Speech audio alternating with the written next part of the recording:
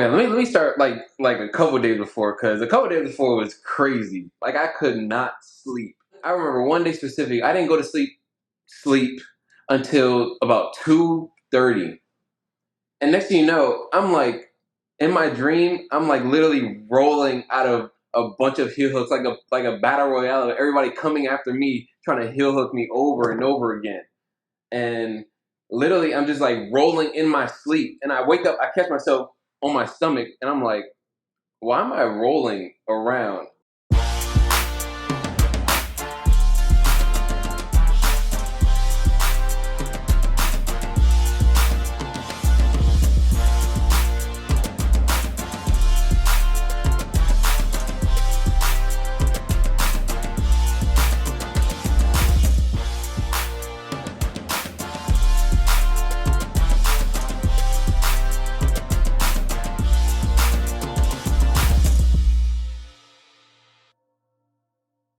What is up, ladies and gentlemen? It is your friendly neighborhood BJJ podcaster, Rafa Esparza, coming to you with another great installment of the Grappling Hour. I am very excited for today's episode for a number of reasons. One, we're bringing on somebody who just beasted the ADCC Trials. And I mean, it was an impressive run. So I'm very, very excited to talk with him, and we will do so in just a second. But before we do, a couple quick reminders. First, if you like this show, and it would mean a lot to me if you did, all you have to do to go support it is go over to HY.PAGE/Grappling Hour.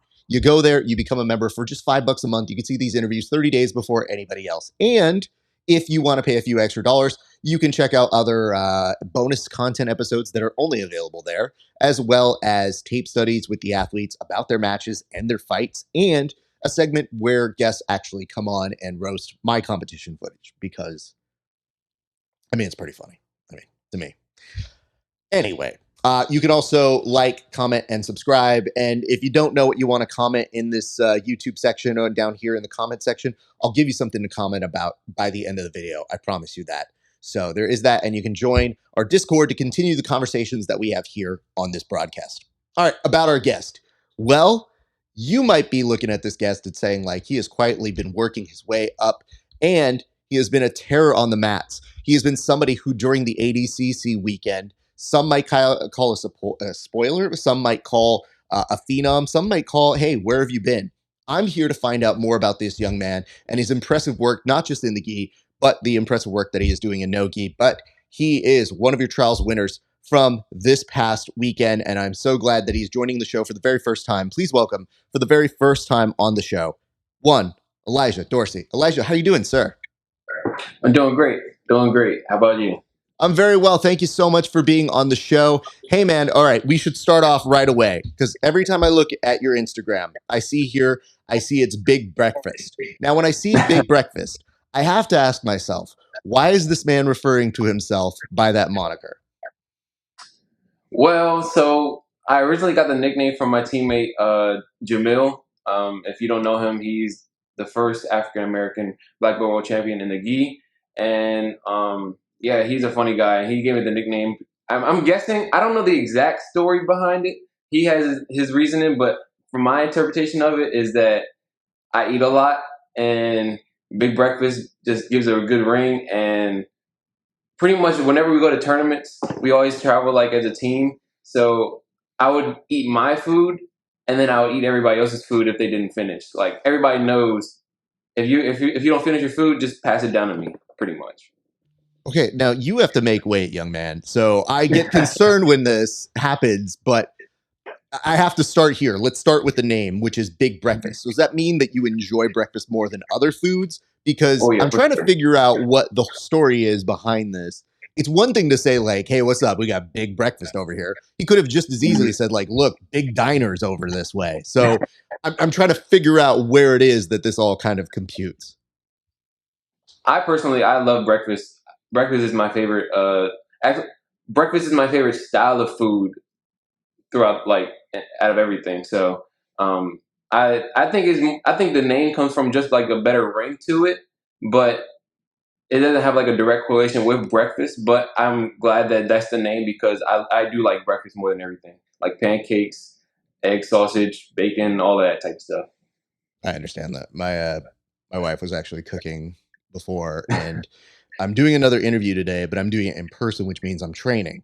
And if I'm Mm-hmm. training, I don't like to eat before I go. But she cooked a very beautiful eggs, omelet, toast, all this. And I'm like passing it up and going, I really don't want to eat before I train. So this was a lot to pass up. So I understand that. I will Made my ask you that. I will ask you this though. Are you more, because you mentioned pancakes, are you pancakes over waffles though? Yes, I will say that I am pancakes over waffles. Yeah. Okay, we have our first dividing factor here on the show. Okay, good to know. So, okay, what I would maybe emphasize here is at least get a version of this story with Mill so that you guys can go forth and tell other people this story, because when I'm thinking about it right now, all I get stuck on is when you're like, I don't really know how I got the name. I'm like, bro, they keep calling you that. That's your Instagram moniker. I hope you have a version of this that you can tell people, even if it's not the real thing. Get a version down so that you can tell civilians like myself, and that way you don't have to get bogged down with it, because some people might have to go up to him and be like, why'd you name him that? And he might have forgotten at this point. One thing I know is that he did not forget. I know that. So I promise out that next time I see him, that I'll get him to sit down with me and tell me why he gave me that nickname. That's fair. Okay. We're on a good path here. I feel that you're going to remedy these mistakes by the time we talk the very next time. So I'm very happy about that. Now, in figuring this, when you're the guy who's the garbage disposal, I call that uh, the space that you are in on a table, because I do the same thing. So when people don't finish, I'm usually like, no, fat kid, come on over this way. Right. And I think that comes from a lot of my parents always being like, why are you leaving food on the table? And then you're looking down and you go, well, yeah, you're right. I guess we shouldn't leave that. And especially if it's a really good looking sort of food. So are we talking like a lot of leftovers here, or is it judgment, or do you not judge them and just say like, no, it's okay if you didn't eat? Internal judgment, pass your food. I actually encourage people not to not to finish their food. Like, don't stuff yourself. Don't stuff yourself. Just pass it over to me. We don't want to waste money. We don't like we're paying for this, so gotta get finished. That's fair. And you know what? People don't consider this. Travel costs. Travel food is the most expensive food. So if you're going from tournament to tournament, you're not just paying for a Snickers that somebody just got at like a convenience store. You're paying for gas station Snickers. You're paying for gas station prices, or places where they know they can hike it up if it's at the tournament itself. So you're actually doing a major service here, sir. I believe so too. I would be remiss if I didn't ask, what is the best thing that somebody's passed up food wise that you have taken from them? Because there are some days when people go, do you want this? And I was like, dude, I was eyeing it the whole time. Yep. I was looking at that pasta. So what is one of the best things that you've gotten as a default? It's been so many times. So my mom, whenever we go out to eat, she most 9 times or 8.5 times out of 10 doesn't finish her food. So she always asks me, do I want the rest? But like in the beginning, I'm like, don't order too much because you know that you're not going to finish. So then she just ends up ordering it anyway, and then she gives it to me. So, but to say a specific thing, I mean, off the top of my head, I can just say like anything from a diner. Like because diners low key have like really good breakfast, and whenever I go to the diner, I always get breakfast. I never get lunch or dinner from a diner, just because they have breakfast on the menu and there's so much to choose from. But yeah, probably just like some like really good pancakes or something like that would be my favorite thing. Okay, now I'm starting to figure out something. You might be the first kid on record to ever tell their mom to not order as much food. Like, you're the one kid that's like, Mom, you're not going to finish that. And most of the times the parents are paying, so I'm pretty sure you're doing her a solid and being like, hey, real talk, Mom, I've seen how much you put away. It's not going to happen. You're going to have 75% of that. Exactly.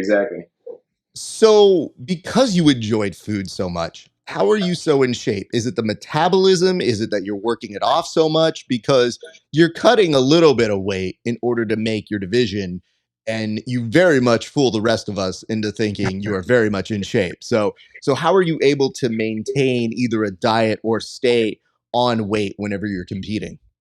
Now that is a very good question, because even like dating back to when I was younger, like there's one Kids Pan story. I think it was my second year at Kids Pans. I had to get moved up last minute a weight class because I was I was cheating on my diet plan that I was given. So, but I was definitely lying about what I was eating. Like I would be snacking on things. So that's why I didn't lose the weight how I was supposed to. So I ended up getting moved up. Um, and that kind of, not gonna lie, still uh happens now. Like I'm a snacker. Like I definitely snack a lot. So it's hard, but I know how to like really turn into gears uh to like get really strict when it's in crunch time. So like I would say this past ADCC trials, I was definitely eating some things that I wasn't supposed to eat until the week of, and then the week of I kind of like was really on top of what I was eating, and made sure that I like to put like weight goals for each day between like how much I want to lose during training and stuff like that. Like I kind of know my body. It's that I guess that's what it is. I just know like how much I can lose from training and sleep and how much food I eat. So Okay. Other shows won't ask you these questions, but I will, because this is the part that I relate to most. I can't relate to winning ADCC trials, so that's out the window. But what I can relate to is the snacking part. So when you say you're eating things that you're not supposed to, I need to know details. I need to know what exact foods are the ones that are tempting you. Like if you're looking at it and it's talking to you and it's like, hey man, you can eat me. It's totally cool. What are those foods that are speaking to you, sir? candy, candy. Gummy bears, like Skittle gummies, all those gummies. They just have a place in my heart. You know what I mean? Like if you took an X-ray of my heart or whatever it is of my heart, a scan of my heart, it'll probably be a big gummy bear. I want to tell you this, and maybe I can absolve you of a little bit of your guilt.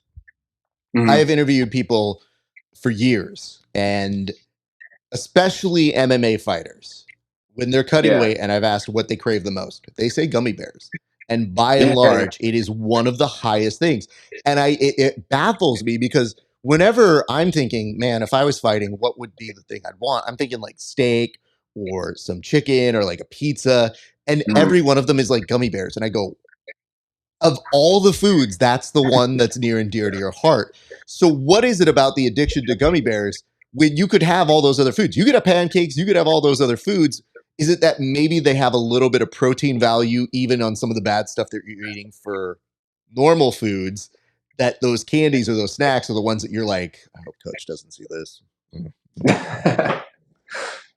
So I think the thing is like when I eat candy or gummy bears, I don't feel as guilty because like if I get pizza, if I say I order pizza to my house, I'm probably gonna be stingy and take the whole pizza for myself, and I know that's gonna be heavy, so I try to stay out of that realm until after I have to compete and weigh and everything. So, but okay, so let me go to this steaks and chicken. I kind of like incorporate that with my like meal plans that I use for the diets.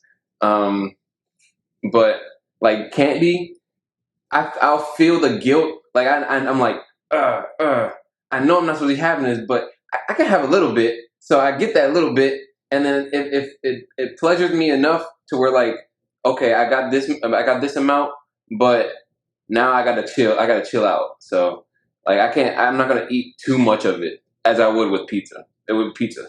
Um, like, cause I can't just eat one slice of pizza. It's just hard. Like, unless there's only one slice left, I can't just only eat one slice. You are going to be the most practical grappler I think I have met in some time, because you looking over and be like, I would eat a whole pizza, but there is one slice left, so I'll do it.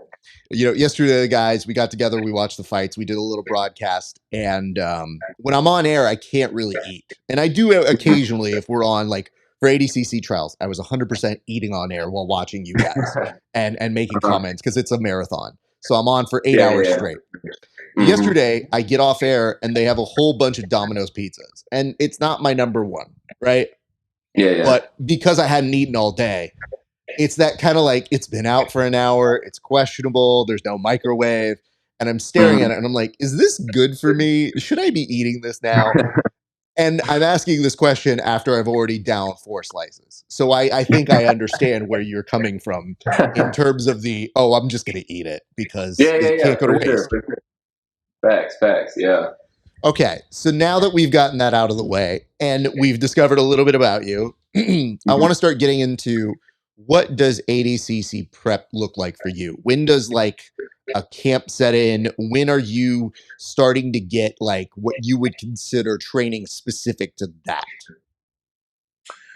So, well, so my line of tournaments since I started training, like focusing on ADCC was okay. So after Gi Worlds, that's when I started, or I got like a week, and then I got right into training into no gi for ADCC and doing like the rule sets and everything. So since then, I've competed at Orlando Open, IBJJF Orlando Open, Arizona, the ADCC Open, Arizona Open, and the Chicago Open. I competed at AJP the week after Chicago Open, and then ADCC Trials. So I would say the really specific training happened about 3 weeks before ADCC Trials, where it's like right after the AJP because I was still in the gi. So we got like really down and deep into like like not conditioning. I mean, I think I was already conditioned, but the specific conditioning and specific mindset of how I want to approach the matches and everything for ADCC, that like about 3 weeks, I would say. So, oh, okay. Well, I mean, hold on. I'm doing the math here. You're not wrong. It's not because you're inactive. Nobody's going to think that. It's just thinking that what you would consider camp is 3 weeks would sound crazy if you didn't take into consideration all the other tournaments and stuff that you're doing year round. So Mhm. it is just a little bit of a switch. What in your mindset is the biggest switch? Because not everybody is doing both gi and no gi. So in your head, like, what is the switch that we're flipping when we say we're going like, all right, we're done with IBJJF. Now we're getting into a little bit more of our ADCC prep. Um. Oh, let me actually backtrack this. I would say the camp was probably 4 months. Let's just go with 4 months because Okay, then I okay. started So I started training I started training ADCC and like for the ADCC rules 4 months ago. So I'll say 4 months, but I won't because that sounds kind of like arrogant to say 3 weeks of camp is like. But I'll be honest with um. you, and I want to make sure you understand this. Mhm. It may be that the intense version of it is without everything else. Maybe you've given up gis and all that sort of stuff because it'd be different if you weren't doing your gi training and you weren't competing at a very high level. But like, Mhm. there are a lot of practitioners for ADCC specifically who do not even get into a gi, like Right. ever. So that's Mhm. their kind of bread and butter. But the fact that you're doing both means that you do kind of have to carve out time. So having Yeah. said that, what do you think is that biggest switch that you're hitting when you are going from like, all right, cool, we're going back to that IBJJF style now, or we're going to the ADCC style? Um. I would probably say um right after Chicago Open because that's when I realized that the clock was ticking fast and for until the ADCC trials. Um, yeah, so that was that like about a month ago that like the tables really like turned to okay, now I gotta everything I do from here is for the ADCC trials, like all the keep going out of bounds and everything like that. Like trying to dive for submissions, yeah, that type of stuff. Let's talk about that because that was a big sort of area for contention at this tournament. And Mhm. yesterday I saw a text that you had. There was a little bit of a text chain between you and coach that Mhm. said, I shouldn't have to say anything, but if the match goes off the mats, we do not stop. And you mentioned something that I think was a very pertinent difference, but you said it's carpet this time, not concrete like Arizona. So Yeah. did something happen in Arizona? And if so, what? So in Arizona, I had, I think, 5 or 6 matches. This is my first ADCC Open, my first tournament in an ADCC rule set. And then, so I was going, I think I did pretty good going into the finals. And then in the finals, I fought Oliver Taza. Uh, I started off the match pretty good. I think I was rushing through my positions a little bit when I didn't have to, and then I ended up getting on my back. He dove for like a outside heel hook or something, and then started rolling. I started defending, and then we got to like the out of bounds line. So the out of bounds line is like right here, and then this side is concrete. And I was like, concrete is really hard, and I'm not trying to roll over there because yeah, that seems like crazy. So then I stopped rolling, and then ended up conceding the match. Ended up tapping to the foot lock, to the ankle lock, to the heel hook, and yeah. So I realized that after that I shouldn't have stopped, and I kept getting teased about it, and then yeah. So that's pretty much the difference. And I mean, I was making a little joke. I was making a little joke like, this isn't concrete to Master Lloyd. So yeah. I get that. You know, even on my side of competing, there was a guy who, when they yelled stop at one point, he Honda dove into me. Hmm. We hit off the mats, and you know they reset the action. They're looking at me and like, you know, this is how you can tell you have an old person injury, where I'm just like, I feel it like in my glute and my hamstring, and the ref's Hmm. looking at me like, hey, do you want to still continue? And I'm like, well, that didn't happen for nothing.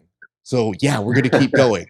So from that aspect, I would have killed for carpet, but I Yeah, will yeah. ask this because there is a little bit of a divide.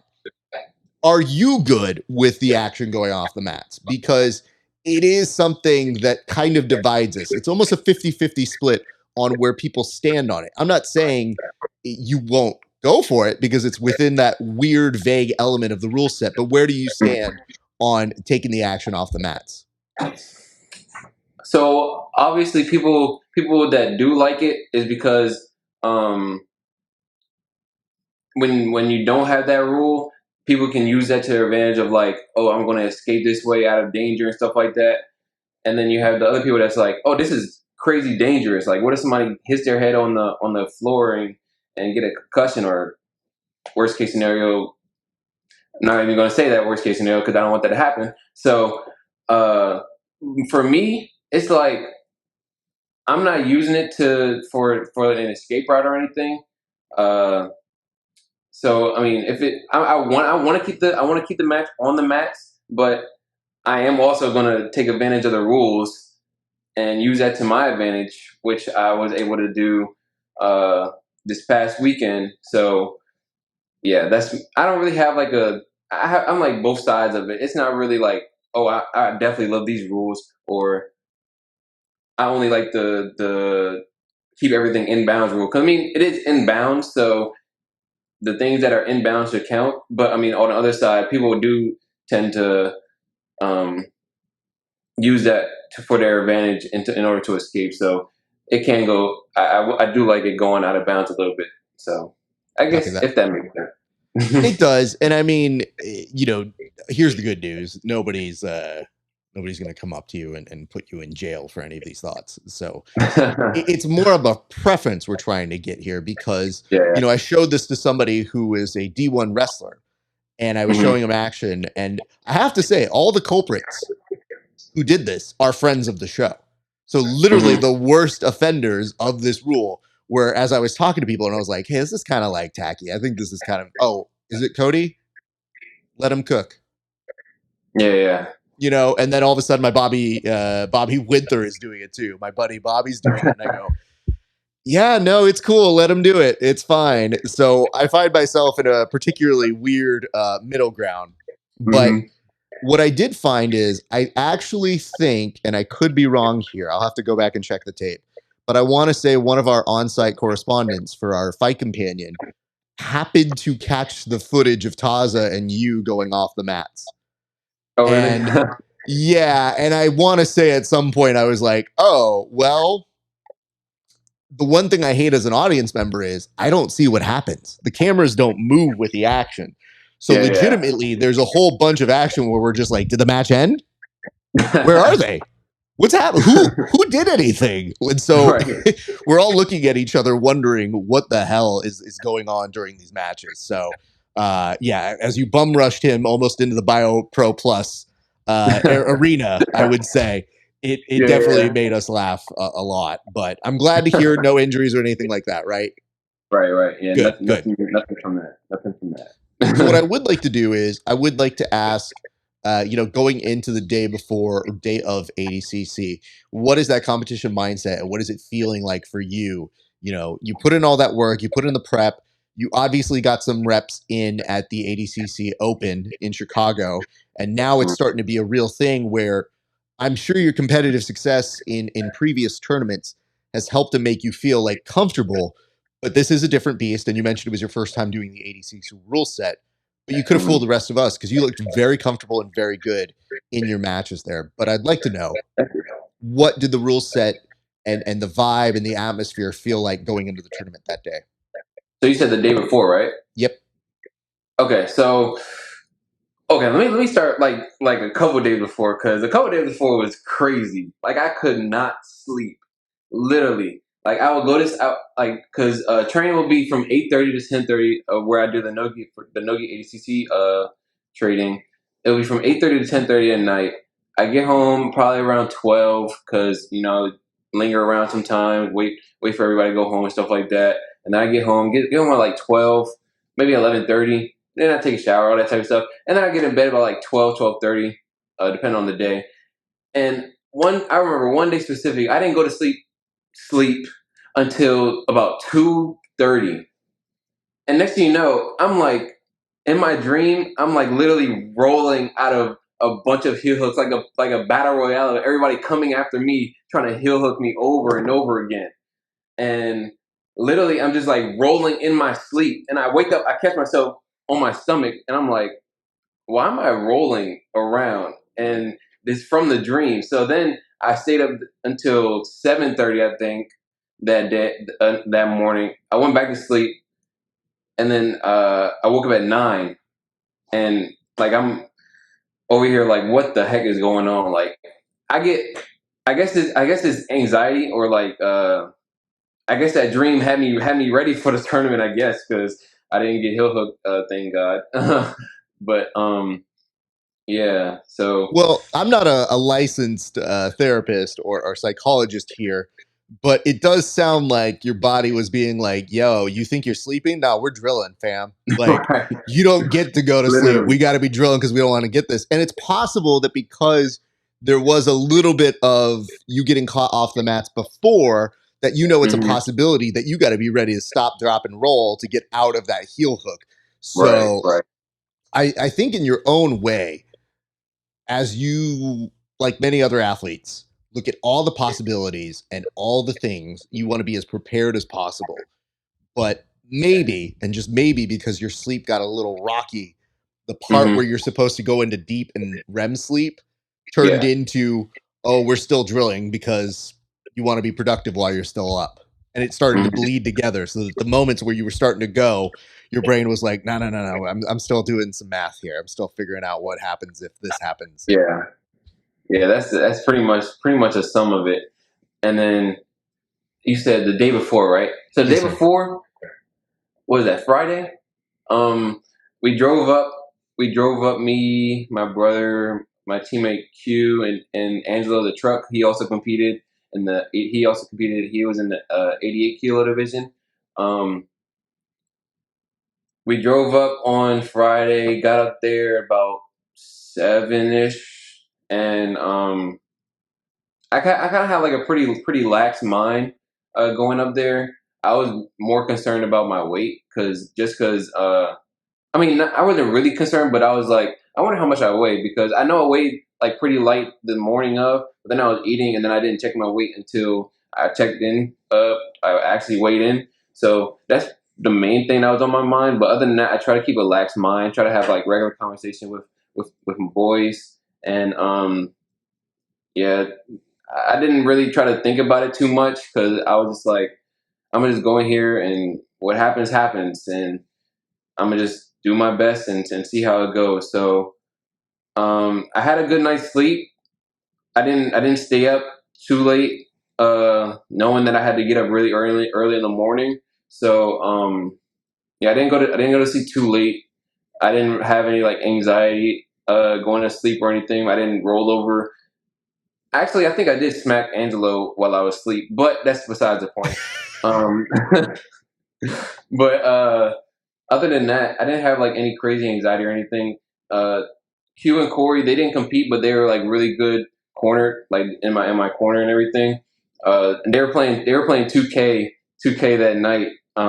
So like I was amused while I was going to sleep. I didn't like they helped with me being entertained instead of being thinking getting in my own head and being anxious. So I think I was pretty lax. Which 2K were they playing? 2K, they were playing 2K23. I haven't gotten 2K24 yet. Okay. NBA. Thank you. I had a fear. I Yeah. was like, wait, which one are we playing? Because I mean, I know a few 2Ks, so I was just like, oh, okay. But having said that, is it tempting for you to want to get in a game, or are you still on the side and being like, I can't cross the streams here. I got to just be in my own lane. So Q and Corey, they have the funniest like back and forth in competition, any game. Like yesterday we were playing Connect Four and they were just going back and forth. It's hilarious. It's like it could be a TV show, literally. So I don't be worried about like playing all the time. I just be ready to watch them go back and forth, talking trash to each other, and it's so funny. So yeah. Okay. So the video games, maybe you're not getting as involved with tournament time, the off time. Are you still kind of a viewer of what they're doing, or are you a participant? Because part of me is thinking, I'm like, if you were saying what you're saying right now, it's almost like you don't want to interrupt a good thing and you want to have the ability to laugh at them from the sidelines. Yeah. I rather view them. Like if all of us are together, I rather view them, watch them play. I'll beat them real quick if I want to, but I mean, but other than that, I don't not like a huge trash talker. Like I'll say like some slick stuff about like things. I'll say some slick stuff like Tim Duncan. Tim Duncan, he's known for like saying like little slick things of trash talking, but other than that, I'm not like a huge trash talker. I'll get in their face like sometimes, but other than that, they go back and forth like it like two dogs in the wild just going back and forth at each other. It's hilarious.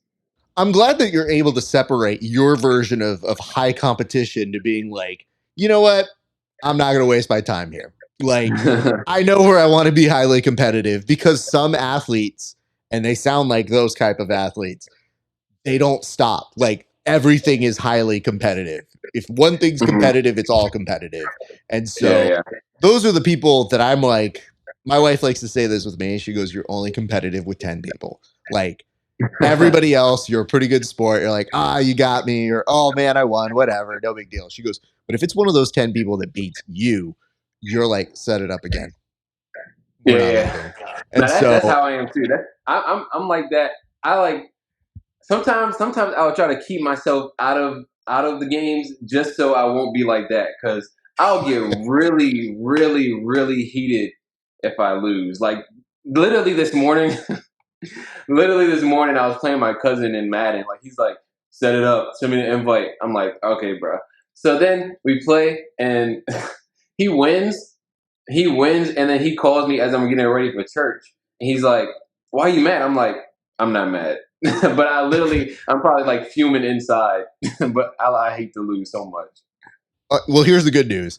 If he sees this, he'll probably see it way after the fact. So he won't know. He may not remember which game it is, but if he's highly Yeah, competitive, he's going exactly. to be like, I know when you went to church and we played. I know exactly the date. I know exactly that No, time. Thank you for he's giving me gonna that time. remember. He's gonna remember because he doesn't beat me that much. I hope he sees this part too. Yeah, it's one of the few wins he gets. Hey, listen. I would, if I was him, I would hold that very highly. I definitely, even yesterday, me and the guys we were talking. So there's a dude who's like 12 years younger than me, owns the gym. and he Mm. has every statistical advantage over me. And on Mm. air, he's like, I just want to tell everybody I beat Raf's ass in grappling the other day. And I was like, you know, points wise, yeah, you did. But I was like, you didn't sub me at all. I was like, you had every great position, but you couldn't put me away. And I'm like, and you're Mm. younger than me, stronger than me, and better at this than me. How are you not beating me? Like, if you're gonna tell people, at least tell them what you're doing. And he's like, dude, I was beating you positionally. I was like, no, you know what you did? You have the kind of grappling where you hold down somebody and wait for the authorities to come like you're at a 7-Eleven holding a hostage. It was like, you fought MMA and this is your biggest achievement is beating me. And so everybody's just watching That's us yell hilarious. at each other. And we're just Yeah, short of it. And somebody was going to chime in and they're like, hey, yeah, I think Raf might suck. And he's like, don't say anything about Raf. And I just looked at him and I go, oh, okay. Yeah, we're always friends to each other. It's like, no, only I can talk trash to him. You guys. You guys yeah. are not allowed. So we definitely all have those friends. Yeah, yeah. I want to go through your days of competition. So we're going to start off the very first round, the round of, I believe it was 256. You had a bye. So you were in the round of 128 to begin, correct? Right, correct. Okay, great. So what do you remember about your first match and what stuck out to you? Because all things considered, you ended up getting a very high point differentium. I believe you started 9-0 on your very first match. Yeah, so leading up to the match, I did a pretty good warm up, got my blood flowing, sweating a little bit. Uh, I'm a bracket looker, so I like to look at the bracket before I compete. Some people don't because they don't want to like really think about the person that they're fighting. They want to worry about themselves.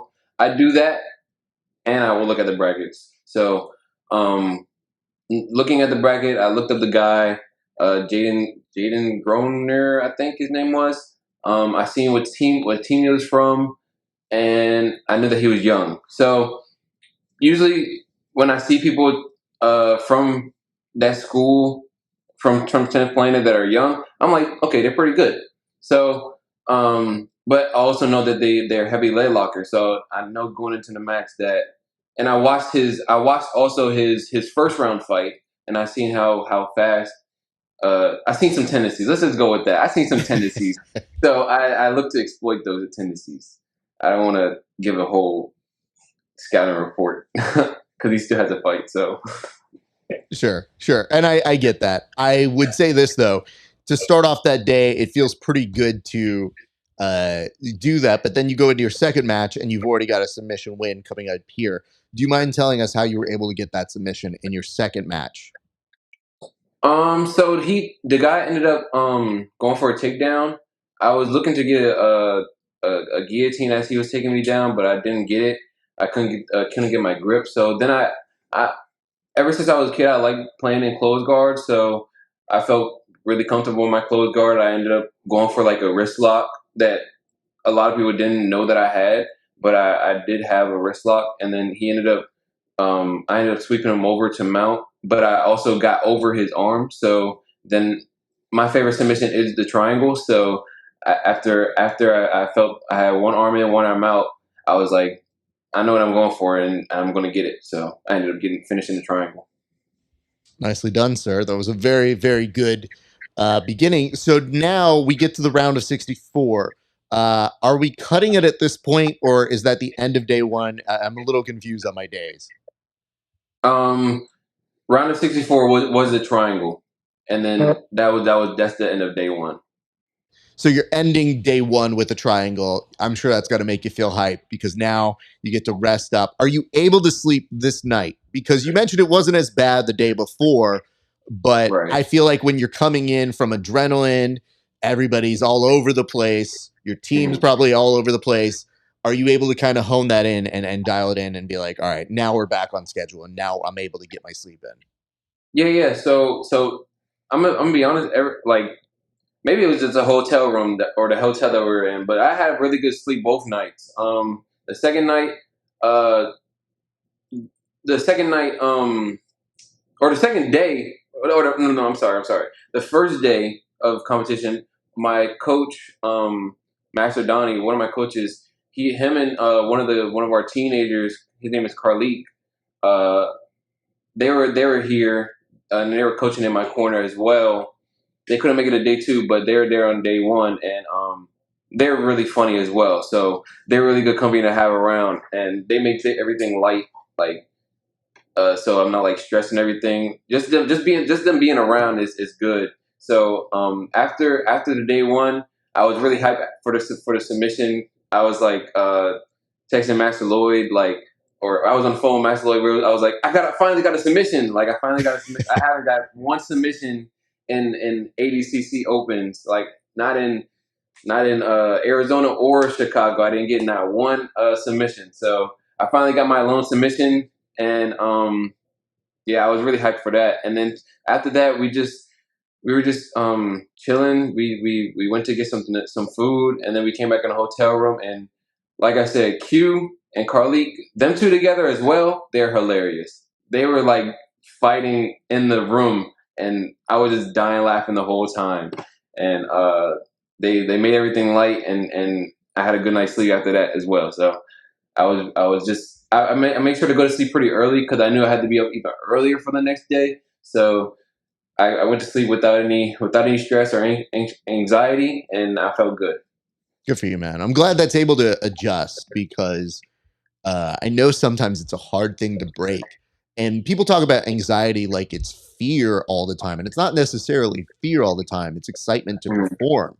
And so when that happens, there's no way necessarily to turn it off that happens for everybody. And it works the same for everybody. Everybody's got to do it in a different manner. It sounds like your team, your guys, have to be so good at helping you level out and make sure you're mellow and make sure you're steady. So that's got to be a big support system. So shout out to them for making sure that you feel good on that.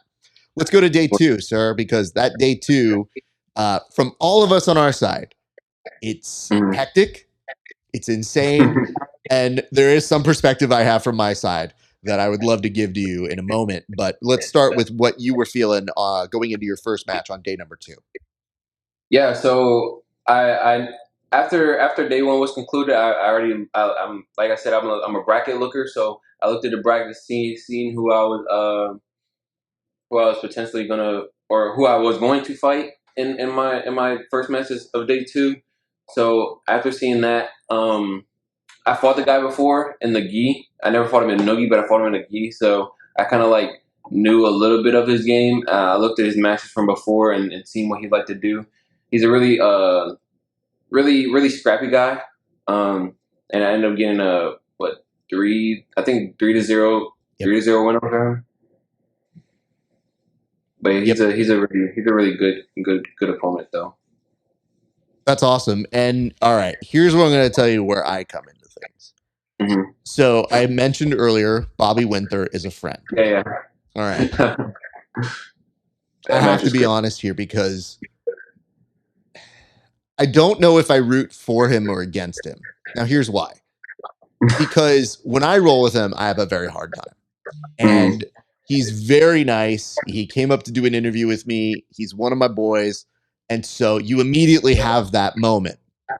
Where it becomes difficult for me is that I go, am I really rooting for him because he can beat the shit out of me? So it is kind of nice when I see somebody like you who's way more better at taking a lot of advantage of what he can do, that I was just like, I don't know you that well, but he's my boy. So legitimately, I think you see me on air when I was going over it being like, yeah, good for him. It's about time somebody beat him up because I can't. And, I love giving him mess, but he's definitely a very good friend. And that was a great match, man. I have to give it to you. Both of you guys, exceptional at what you do, and you were able to get the edge. Tell me about your recollection from that fight. Oh, man. So, well, let me start to think.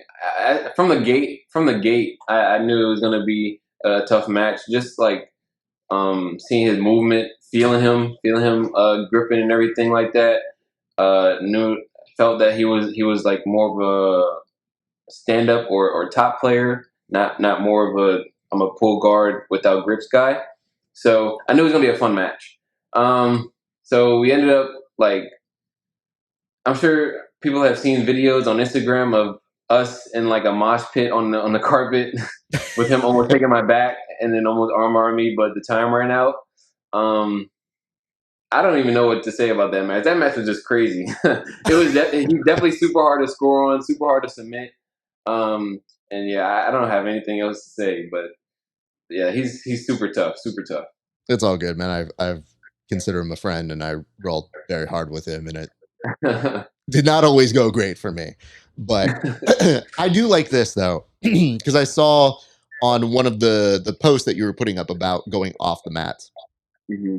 He, of course, chimes in, is like, "Hey, man, that's all good. It's what makes it exciting. Like, there's something irrepressible about how he is as a competitor, but then equally nice off the mats." So yeah, for sure. I have a lot of respect for how he treats people, and it's very much the same to me off the air. So it's something where I tell people this. I'm like, yo, I'm not in charge of how this goes. There are too many friends that we have on this show who are all competing against each other. So I just sit back and watch and make jokes and do my thing. But how you guys go out and do it, it's awesome. And you guys were able to put up some very exciting action. I will say this, though. We put up a poll, a very unscientific poll on our Instagram. And we said, how do you guys feel about going off the mats? And Bobby voted, no, it's okay. And I go, you don't get to vote. We're talking about you.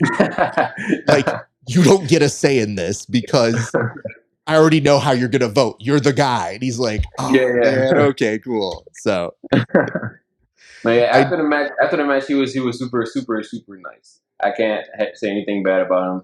He was really, really nice after the match. But yeah, he's a really good person. I wanted to say I saw, like, because on the camera you don't see a ton. You're very limited to like a static shot where it doesn't move.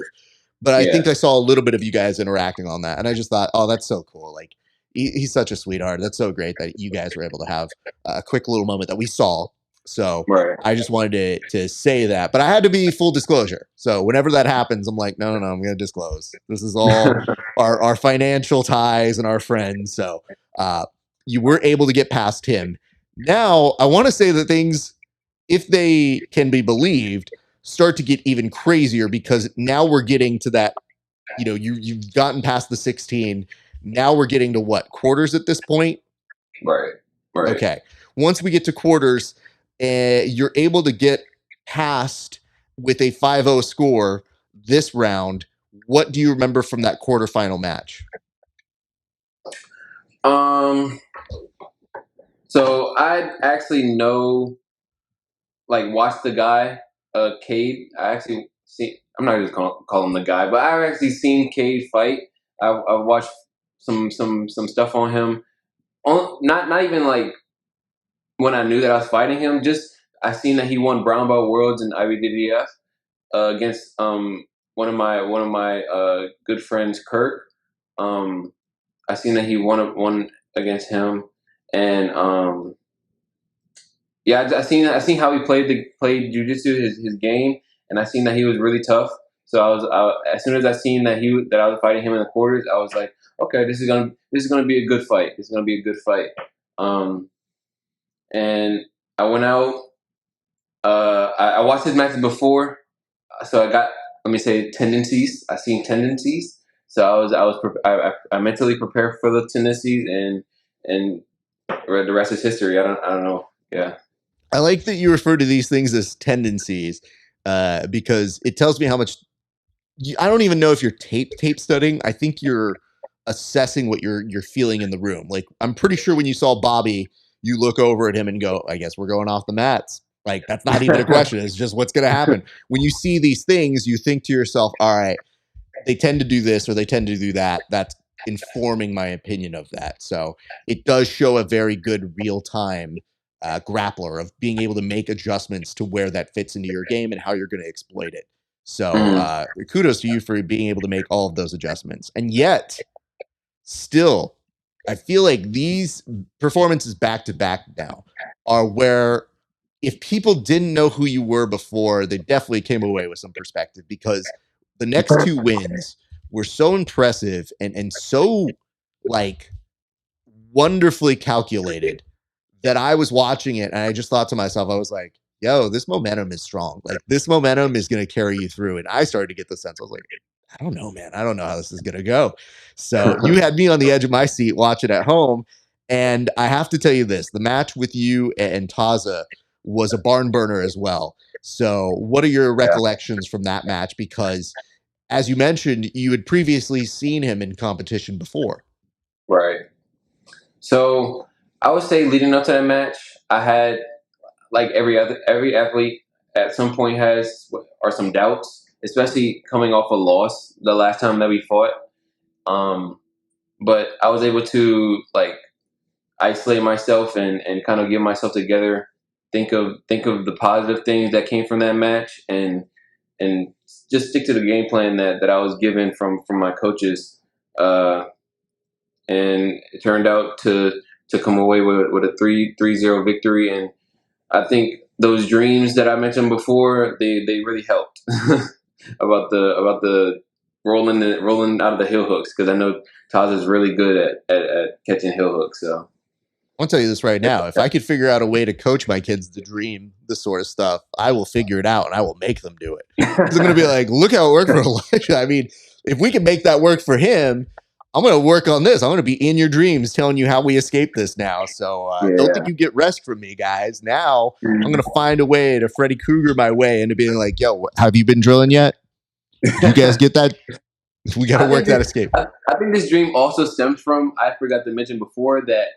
So during our camp, Master Lloyd will have like a Shark Tank. So like the ADCC, whoever is doing the ADCC, they'll like take turn being in the middle on their back, and we just have like a group of people after 30 seconds, 30 seconds, 30 seconds, 30 seconds, just attacking us, going for straight heel hooks and foot locks and submissions and stuff like that. So just getting our mind in the not letting things happen in defense and stuff like that, and like at a fast pace, I think that also contributed to my dreams of me getting bombarded by a whole battle royale of people trying to heel hook me. It's just, man, I love the amount of pressure I see you put on yourself in your dreams as well. I think that is quite epic to be like, well, this is where I rest. Nope, just kidding.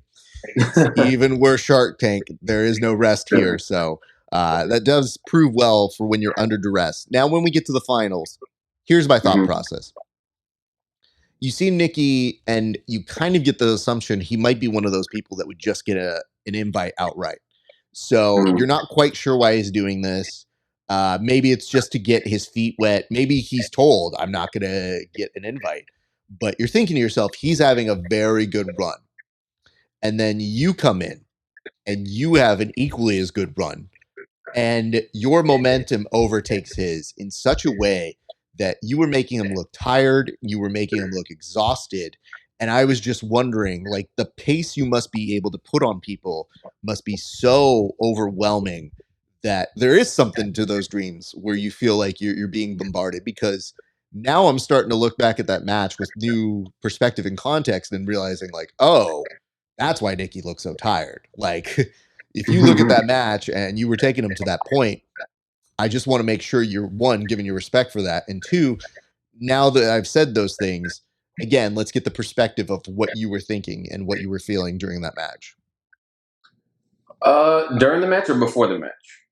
Well, if you want to talk before the match, I'll take that too. So before the match, after the semifinals were done, we went down to like the lobby area or the cafe area, and then we came back up I actually sat like in a certain part of the hotel, and it was just like thinking about taking everything in for like in the moment, and just getting myself ready, like breathing techniques to make sure my heart wasn't beating out of my chest. And then when we went upstairs and the finals were going on, I did my warm ups and everything, and then I got text about the game plan that I should focus on for this fight. And I don't really think there was a point of me saying before the fight, but anyways, but It's all good. I don't know. I don't even know what I'm saying. I'm just saying it. What else am I about to say? Well, I was asking you for your recollection of the match because if you did want to say something going about the match beforehand, I think you might have been trying to give some context as to why you were feeling that way. So if you were able to keep your breath calm and get there, it does give us a little bit of insight into how your competitive mindset was before going into a match with somebody who, as I mentioned earlier, had a lot of momentum going in and has a Mm-hmm. big name. And Yeah. when you're able to calm all those things, it's like you're able to zero out all of those factors. And that's how you beat those people. You just Mm-hmm. basically, you don't let that intimidate you. You use it as extra fuel. So that might have been, if I'm guessing, what you were trying to give as perspective as to how you were able to stay so calm and then go into a match that has a lot of implications to Yes. Let's go with that. That is exactly what happened. it. Okay, good. And then also, like you said, adding extra fuel. I was watching because Nikki had fought my teammate Jamil that I mentioned before. He fought him at the 2019 ADCC World Championship. So I watched that match. I watched what I could of that match because the Wi-Fi was so bad in the hotel for some reason. I just like skipped through, watched like the positioning of the fights and everything, and I was just like, I want to win this match because my teammate lost this match. So um, after that, when it got to like the I think the last girls finals, I think I watched that. No, yeah, the second to last girls. No, it was the last girls finals.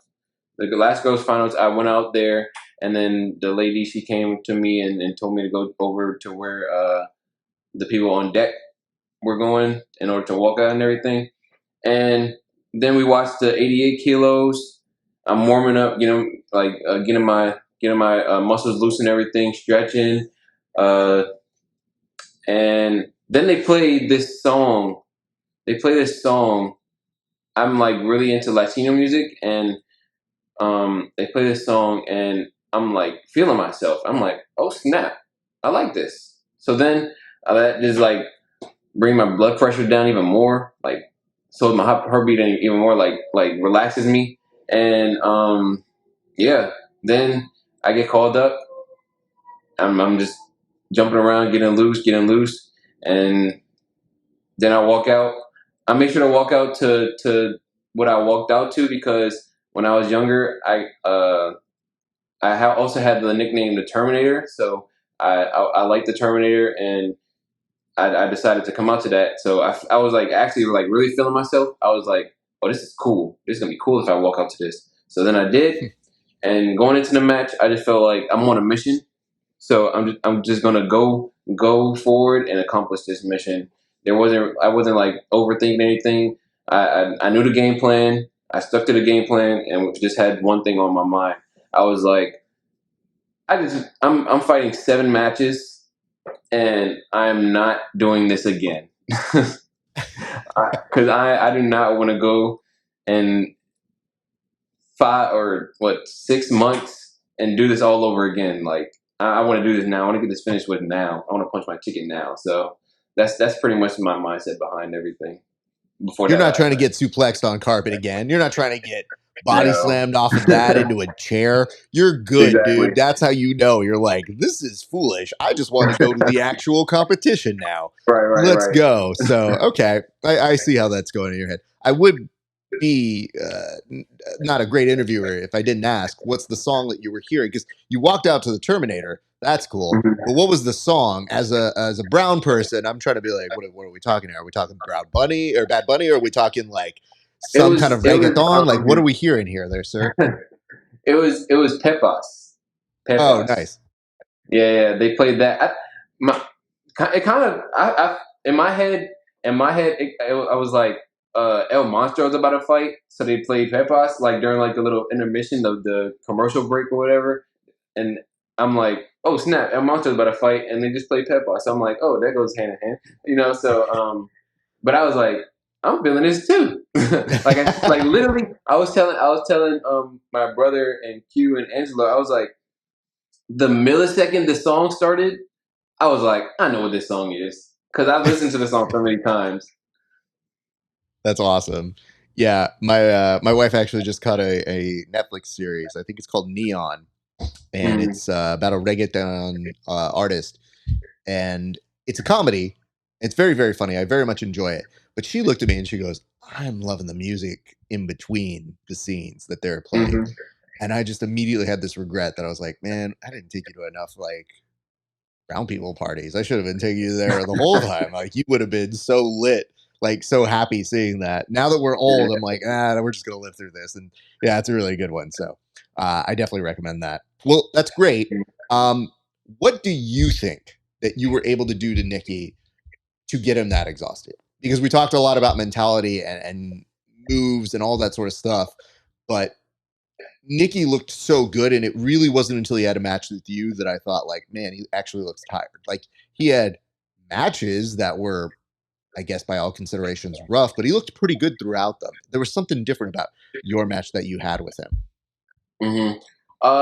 So ever since I was a kid, I like pressure passing. So just like making people feel my weight, using a good positioning, making people use my because nobody wants to for 8 or 12 minutes in this case to hold somebody that's 170 plus or 170 pounds. I'm gonna just say that because I mean it was the day before weighing, so I mean of course I'm gonna weigh more, but 170 pounds. Nobody wants to, or let me just say this: their body weight. Nobody wants to hold their Sure. body weight for 8 minutes. So that's just what I did. So I mean, I always like I'm just gonna keep going, keep going, keep going until you break or until I find an opportunity to exploit the window that you left for me open. So I just kept doing that. Uh, Made sure to close his windows of opportunity for attacks, and when the door opened for me to do the last takedown in overtime, I took that opportunity. So let me ask this. All said and done, they announce you as the winner. What did that win mean to you? So I'm gonna be honest. A part of me, like I said before, everybody has their doubts. Like I was like, yeah, I'm gonna just go in here and see what happens and everything like that. Not like 100% expecting to win, like because I am new to this. So, um, but just to like know like the how much I put into these 4 months, how much I put into it. I was just like, dang, this like really just paid off like this. Like I'm actually going to Vegas to ADCC Worlds, and I'm gonna be one of 16 people in my weight class to get the opportunity to win and be crowned champion. So, um, like I was really hyped. Like knowing, like after the match when they called time, I knew that I did enough to win. So I was like really hyped. And then when I just got my hand raised, I was like, yeah, this is like stamped it. Like I'm actually going. Like all of this hard work paid off. Me turning, me flipping around 100 times in my sleep and getting no sleep at night just like paid off. So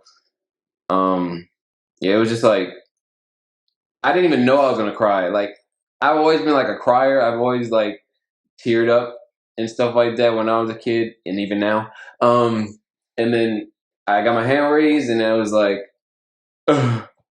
I just like felt everything just like bear on me like this just happened. And yeah, it I was crazy. think when we were watching it from our perspective, we saw it hit you. And I Hmm. think I tell people all the time, I'm like, listen, I get the idea of taking the very stoic way and acting like you've been there before. But as a guy who Hmm. actually produces TV, that doesn't do anything for me. Like, I can't communicate that to people and be like, look at our sport, look how great this is. You know, Right. this is there's a mix. I want people to have the ability to not oversell it, but if it's a real emotion that you're feeling, we saw it hit you, and I was like, damn, yeah, that's when it got real to me. Where I go, yeah, you feel what that means. Like you could Hmm. understand what you had gone through without knowing your story. Now we know a little bit more of it, having talked it out for a little bit. But at the Yeah. time, I just got that sense of like, I don't know everything about you, but I know what it meant. And so being Hmm. able to kind of reconcile those two things very much helps from the perspective of, oh, that's why this means this, or that's why this happened, or this happened. So bringing that context makes it full circle and, in my opinion, way more relatable. So I'm very glad that you were able to do that. I know we're going a little bit over time. Do you mind if I ask a couple more questions before we close Hey, on you're out here, good. sir? You're good. Because it's really important to me that we always do an origin story episode. So this is the first time you've ever been on the show. So I always like to know, where is your first experience doing jiu-jitsu? Do you remember your first class? And if so, what do you remember about it? Because I know you started very young.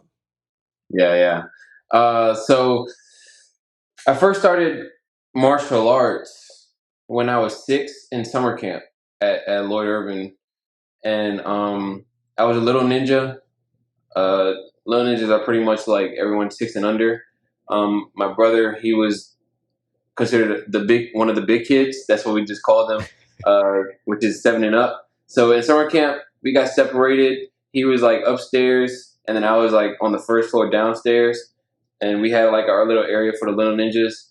And just like off the gate, it was like really fun. So that's how I got introduced to martial arts, doing that. And then when as you like progress in the program, um, you get promoted to what's called the Masters Club program, where it's like more advanced kids, more advanced techniques that you are learning and everything, and you get introduced more to jiu-jitsu. So at this point, I get introduced to jiu-jitsu. I like it. I'm doing pretty good at it in the classes and everything.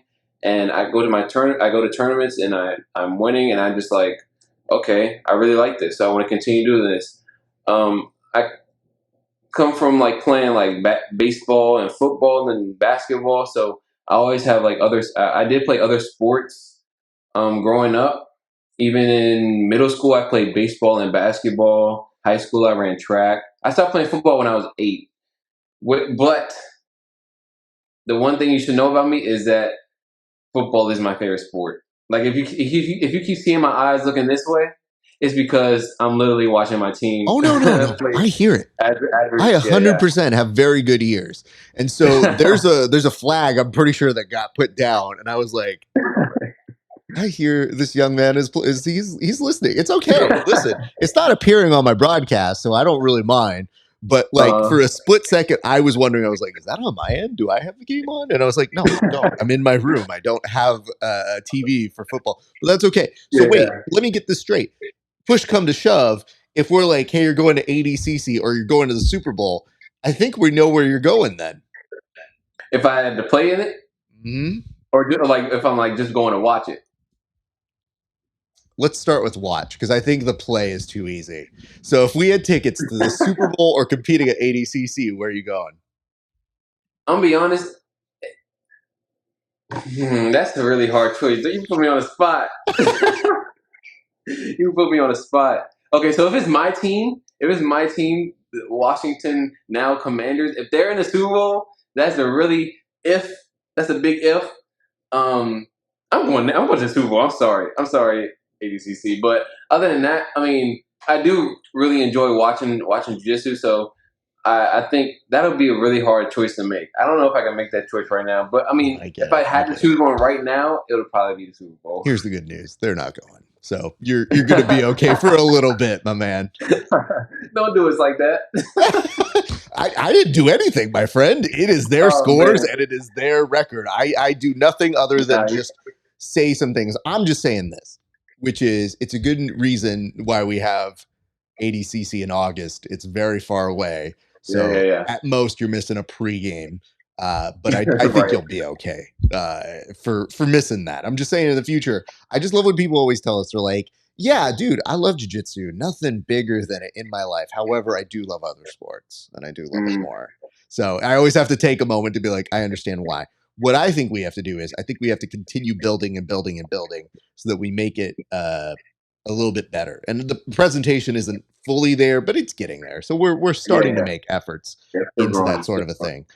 What I would ask is this. So what is the first move that you remember getting? I'm going to take a big guess here. And I'm going to say, is it a triangle? Because you mentioned such love for the fact that you got a triangle. I'm wondering if that extends all the way to when you were a kid, or was it another move? I would probably say that my first move that I learned, I don't remember exactly, but I would say it's a bump sweep, like Okay. close guard bump sweep, Okay. Okay. because we usually start like with the basics and then start expanding the branches out more. So I would probably say bump sweep is the first thing I learned. That's very good, and that's a very useful sort of a thing. I have now Mhm. gotten to the point where my bump sweep as a old person does not work as well. So, like I have to use fake outs from it. And some of the guys who I train with for a very long time, they're like, he's not going to get this sweep. And I just have to transition to something else. So I literally have to do everything but a bump sweep when I'm committing to it. And they already know it. I know it. And I just go, it's not going to happen, but just be prepared for this. I always like to ask this with people because, in my opinion, there has to be a compelling reason that keeps you from all those other sports.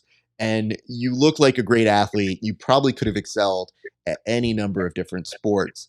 But when did you actually fall in love with jiu-jitsu? And not just in a way where, yeah, I'm going to do this as a hobby, but thinking about what you do it now, it's kind of a career. So what did you find, or when did you find a true love and passion for this sport?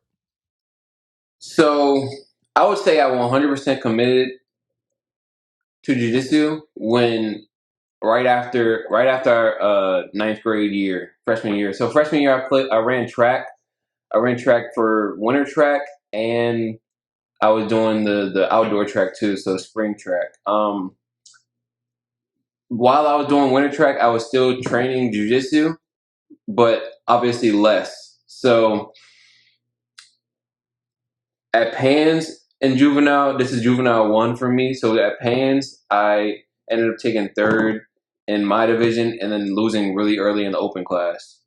And at Worlds, I ended up getting second in my division and then winning the open class. But when that happened, when I lost, I was like, I don't want to have this feeling of losing anymore. Like I want to do everything I can to win. And I'm still running. I was still running track at this time too, but I definitely was training more or trying to train more. So, um, and I also went down a weight class. I was like, so since I wasn't training as much, I was up a weight class for Pans, and I came back down for Worlds. So I was facing people a little more my size. So at that point, I went back to after Worlds. I went back to track practice about one or two more times, and then I was like, I'm a little big because after tournaments, if I take like a big weight cut, I blow back up. So I'm like a ball, and I'm over here trying to hurdles, and I'm like, yeah, it's not as easy as before. So I'm like, yeah, I'm gonna just stop coming to practice, and then like everyone else is getting ready for like the outdoor nationals and everything, and I'm like, yeah, I'm just gonna leave. So after that practice, I was pretty much done, and the rest is history. The I will say the other time I thought about playing another sport was during the pandemic because I was like going outside and playing football with other people, like some random people, and I was like, I think I'm pretty good at football. I don't want to blow myself up too much, but I'm pretty decent at football. What do you play So in football? I'll play Okay. corner, and then like if I had to choose right now, like to go on a team, then I'll try out for corner. Because I like tackling people and I like to lock people down. So I've seen your work. I'm familiar. So yeah, no, I see exactly how that lends itself very well to that position. You didn't have to explain much. I was like, yep, that checks out there. I would say oh, this though. I do like the idea that we were able to keep you because there's almost a multiverse timeline where you go off and become a football star. And I'm not 100% convinced that we have you locked down here. So I'm doing our best that we can to keep you in this sport because I think you're good for it. And clearly the results are there. I would ask this. This, I believe, is your first year competing at black belt, correct? this is my I got my black belt in June of last year. So Okay. this was my first go around, my full go around. What have you seen in this past year of your first year competing as a black belt compared to all the other years, especially competing and doing it for so long? Like, what have you seen in the jumping competition, or just the level of competition that you've seen from your perspective?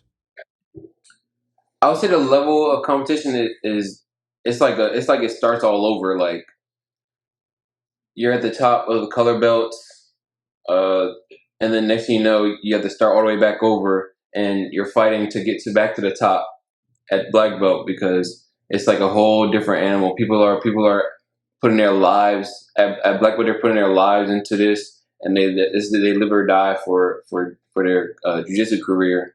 So you're like fighting with people that are fighting for their life pretty much, and you need to put in more. You need to put in more in order to get more from your competition results and everything.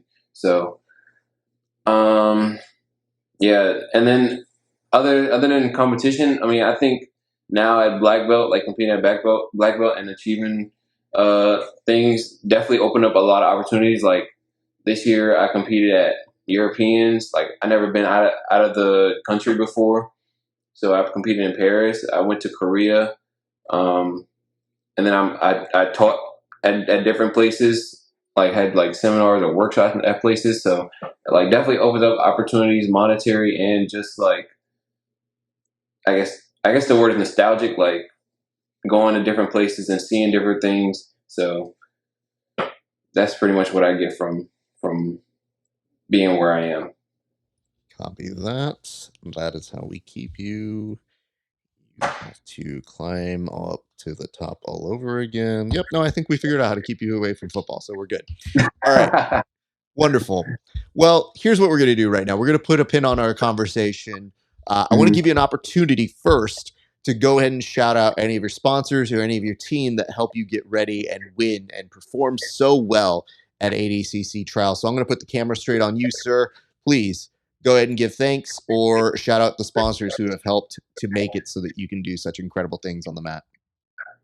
So sponsors, definitely want to shout out Moya. Obviously got the shirt on right now, and they've been giving me gear since 2019, uh, and they've been really good. And um, obviously parents, definitely want a big shout out to them. My siblings, my brother, my sister, they like the unbelievable support. All of my family, pretty much, like incredible support. Teammates, my coaches, Master Lloyd, Master Donnie, Malachi, Angelo, Corey Walker, Corey Dorsey, my brother, Jamil, everybody, all the kids, all the teens, everybody. The support is crazy, and Garrett, Garrett, he he pretty much helped me with my wrestling.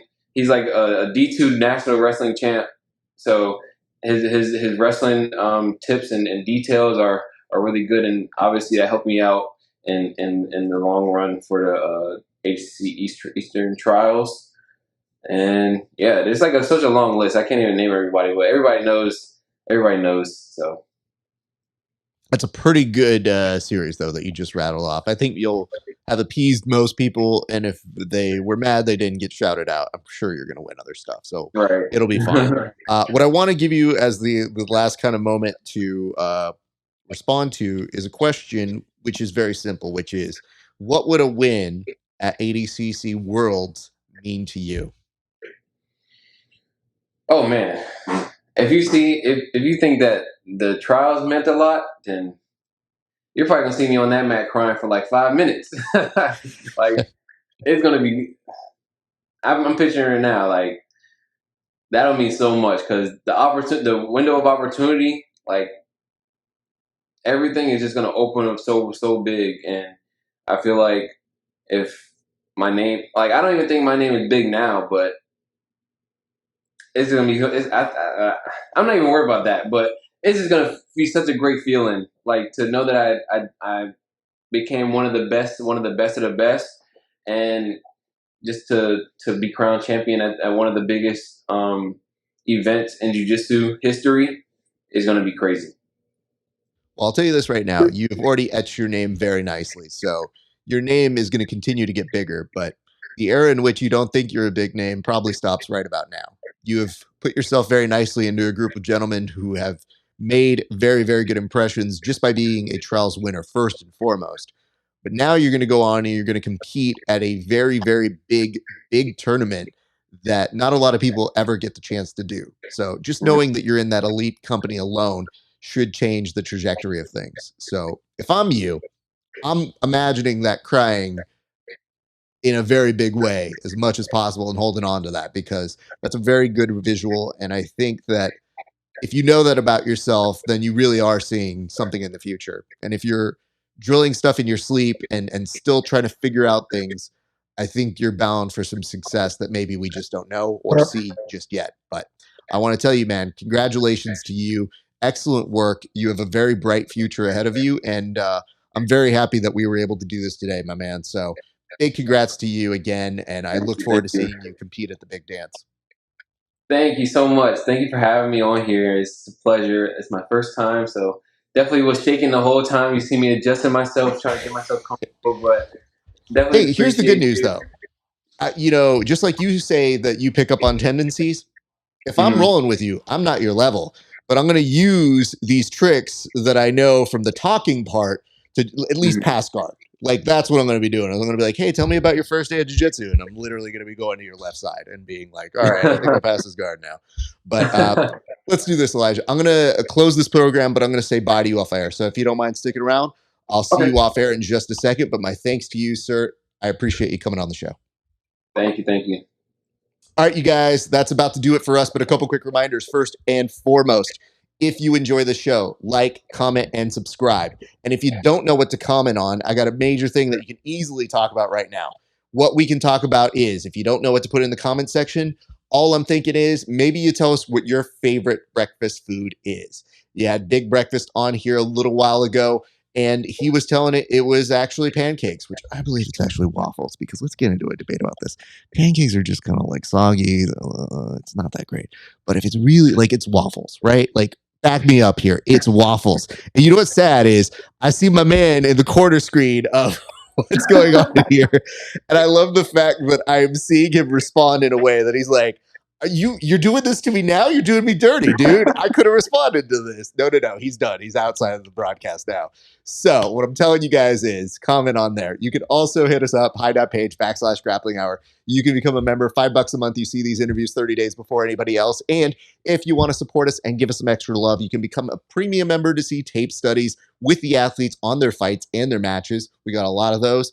We can also see people roasting my competition footage because it's pretty funny. And you can also see minisodes, little episodes of these shows on particular subjects, including steroids and athletes who have competed against other athletes that they say they respected the most. So you can check all that out, HY.PAGE /GRAPPLINGHOUR, and become a member of our Discord. Ladies and gents, that's going to do it for us. It has been a great day for grappling. We'll see you back on the mats.